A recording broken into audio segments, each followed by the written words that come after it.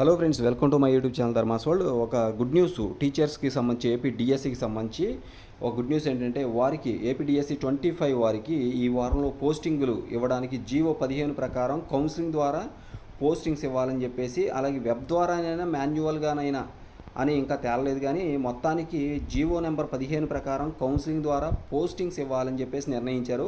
అది web counselling అవుతుందా లేకపోతే మాన్యువల్ కౌన్సిలింగ్ అవుతుందని ఇంకా తేలలేదు.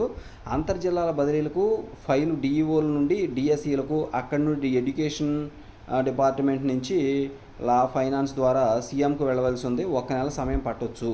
ఇంకోటి, ఐఏఎస్ల బదిలీలో భాగంగా విద్యాశాఖ ఉన్నతాధికారులలో కూడా మార్పులు రాబోతున్నాయి. డిఎస్సి తర్వాత డిఈఓల బదిలీలు ఉండబోతూ ఉన్నాయి.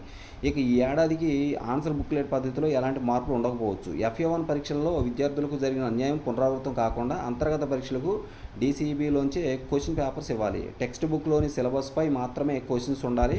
లోకల్ బాడీ ఎలక్షన్స్ టైంకు ఉద్యోగులు PRC DAపై ఆలోచన జరపవచ్చు. సెప్టెంబర్ 5న మిలాదునబీ పండుగ వలన టీచర్స్ డే ఫంక్షన్లో మార్పు ఉండవచ్చు. పాఠశాలలో సెప్టెంబర్ 4కు ప్లాన్ చేసుకోవచ్చు. సెప్టెంబర్ 24 నుంచి అక్టోబర్ 2 వరకు దసరా సెలవులు ఉన్నాయి.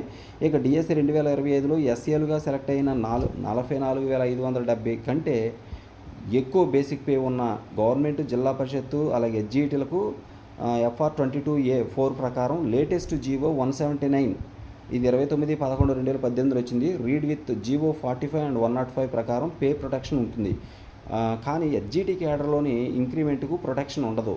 స్కూల్ అసిస్టెంట్ పోస్టులో చేరిన తేదీ నుంచి 1 ఇయర్ తర్వాత SA క్యాడర్లో ఇంక్రిమెంట్ ఇవ్వబడుతుంది. ఎయిడెడ్లో HGTగా చేస్తూ డిఎస్సి 2020 ద్వారా SAగా ఎంపికైన వారికి ఈ పే ప్రొటెక్షన్ రాదు. ఎన్రోల్మెంట్ బాగా పడిపోతున్న నేపథ్యంలో స్టాండర్డ్స్ పెంచుకోవాలి. డిఎస్సి తర్వాత SA to HM అలాగే HGT to SA పదోన్నతులు ఉంటాయి.